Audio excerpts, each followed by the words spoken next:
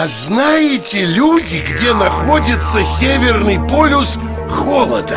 Да у нас, в России, в Якутии, морозы тут бывают за -70.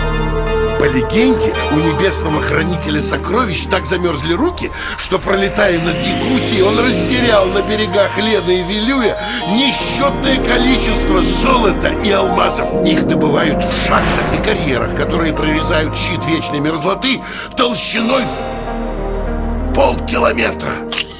Саха-Якутия больше Франции, Германии, Италии, Англии, Австрии, Швеции, Финляндии и Греции вместе взятых. Мировым шедевром признаны якутские сказания Олонхо, а якутский Новый год Исэх празднуют не ледяной зимой, а в начале лета. Вот как. Люди разные, а страна одна.